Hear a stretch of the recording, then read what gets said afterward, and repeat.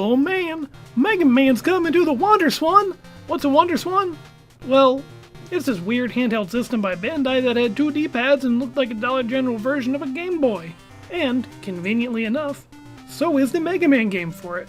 It's weird. Today for Obscure October, we look at the stars of this one-of-a-kind Mega Man game. The full antagonistic lineup, the robots from the future, come back to the past. This is the basics on the dimensions.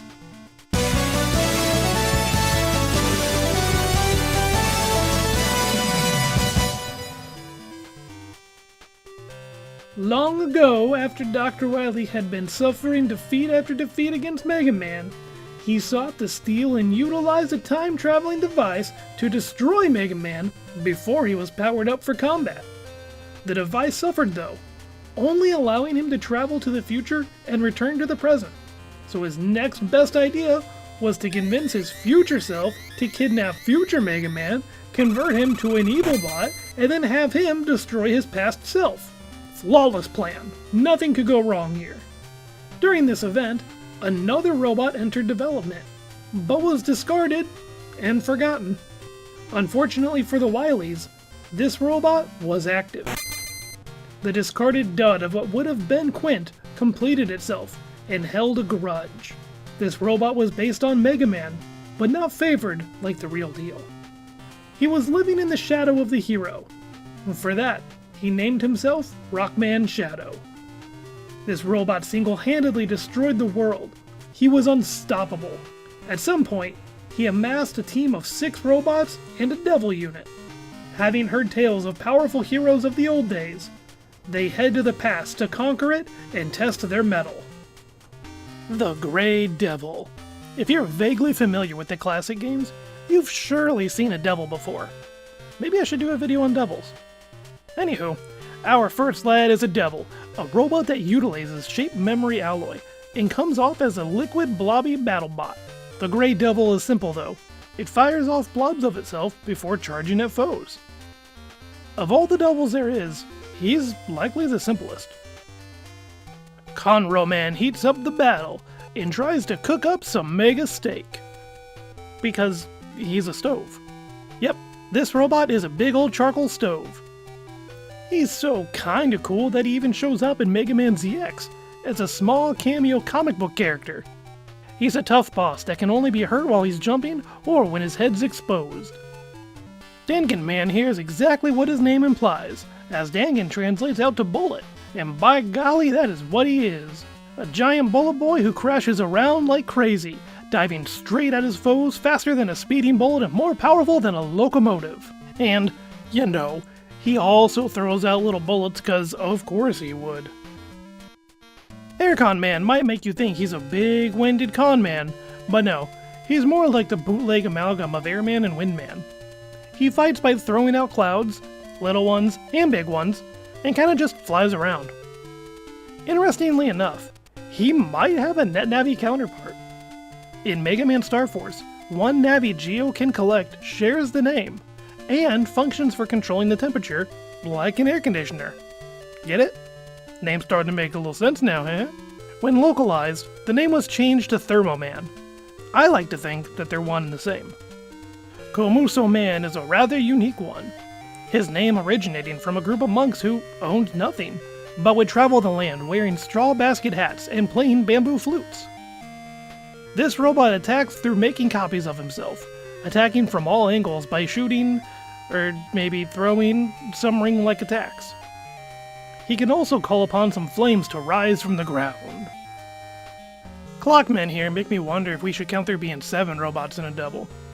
I consider them one unit, but hey, it can go either way. This duo is based on wristwatches, and they attack as a team, with one moving in while the other sets up for the next attack. They're pretty in your face and can even slow down time, much like Time Man, or Chrono Force, or Gate. Okay, so it's not that original of a gimmick, but hey, you know what? They're trying their best. And lastly, we have Compass Man. This is kind of a secret one, as you have no indication that there's another of Rockman Shadow's crew after Clockmen. While everyone else was shown in cutscenes prior, Compass Man was absent. He may look goofy, looking like a man in a rubber suit with a big compass around him, but he proves to be an adversary, and is Rockman Shadow's right-hand man and friend. Like Swordman, he can split in two, but in doing so, both ends attack, with his legs charging forward while he throws, I guess protractors, from above. The leader of the lot, Rockman Shadow, is the final combatant. He's armed with a cool beam sword that comes out of his buster, similarly to what we would see with Navi's or Flame Sword. Not only is he armed for close combat, he can also fire out laser beams from his buster. They're supposed to be like the ones from Mega Man 8, you know those are gonna hurt. And of course, what's a Quint look-alike without his signature weapon, the jackhammer? It doesn't look like it has a face, so it likely isn't Sakugarne, but it functions all the same. Our Shadow will crash down with it, and its tremors will bring the roof down. With Rockman Shadow defeated, the dimensions are defeated for good, and in his dying breath, he tells the true story to Mega Man and Bass, how he destroyed the world and wanted to seek the warriors of the past to defeat him. He then warns Mega Man about the powers he gains. As Mega Man grows more powerful with each victory, he also becomes more dangerous, and that Rockman Shadow lived to his namesake. He is a shadow of what Mega Man can become if he goes unchecked. He also warns Bass that he is also a reflection of him, fighting to be the strongest, only for a new foe to consistently appear, warning him that solely seeking strength is no life for a robot. Honoring the fallen foe, Rockman Shadow is buried along with his reign of destruction. There does seem to be issues at Capcom with this group of baddies.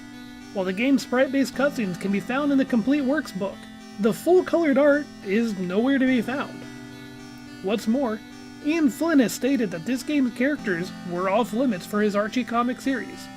However, they still worked them in. Compass Man can be found exploding in the first Sonic crossover in one of the panel's backgrounds. As well, Ian being cheeky and making Quint and Rockman Shadow one and the same, going so far as to have Quint make a nod to being in Mega Man's Shadow. As to why these characters are off limits, no one knows. I assume Bandai legalities are at play. And that's that. The future bots who came back in time only to meet their makers swiftly. What say you on these oddballs? They really kind of break all sorts of usual Mega Man design elements. Which is your favorite? Let me know below. And with this, Obscure October comes to an end. And now we can get back to doing other videos whenever I feel like it. I hope to see you all there, but till then, rock on! Special thanks here to Mega Quint for having recorded this whole game, as both Mega Man and Bass at that, because I didn't have the time, or drive, to record my own. Please check him out. He has a lot of great walkthroughs.